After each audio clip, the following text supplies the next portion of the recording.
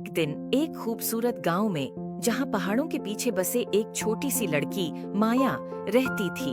माया का एक ख्वाब हमेशा से था कि वो जादू की दुनिया में होती, और इसलिए वो हमेशा जंगलों का सफर करती रहती। एक दिन जब माया जंगल में गहराइयों में बंद रास्ते पर चल रही थी, उसने एक अजीब व गरीब मंजर देखा। एक दरख्त के नीचे झाड़ियों और पत्तों के नीचे एक छोटा सा खाकी बक्स छिपा हुआ था। उसकी सतह पर एक अजीब रोशनी चमक रही थी और माया को महसूस हो रहा था कि उसके गर्द एक राज है। माया ये देखकर बहुत खुश हो गई और उसने देर न की। वो उस खाकी बक्स को धीरे से साफ करने लगी। जैसे ही माया ने उसे खोला, एक नर्म सोने की रोशनी बाहर आ गई।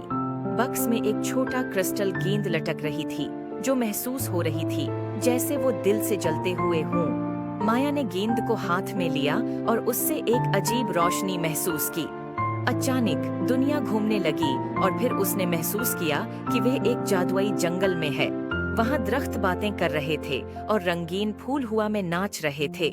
माया ने एहसास किया कि वह एक दुनिया में आ गई है जहाँ हैरत अंगेज चीजों का राज है। जादुई बक्स को अपने हाथों में पकड़कर माया उस जादुई जंगल में घूमने निकल पड़ी। उसकी राह में मुख्तलिफ जादुई जानवर और पौधे आए और हर एक ने माया की दिलचस्पी को बढ़ाने में मदद की।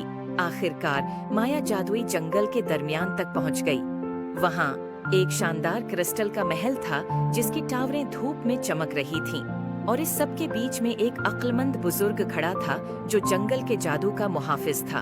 अक्लमंद बुजुर्ग ने मुस्कुराते हुए माया को जादुई डब्बे का हकीकी मकसद बताया।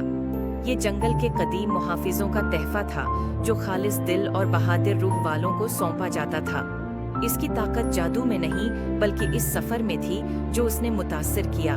तशकर और हैरत से भरपूर माया अपने घर वापस आई।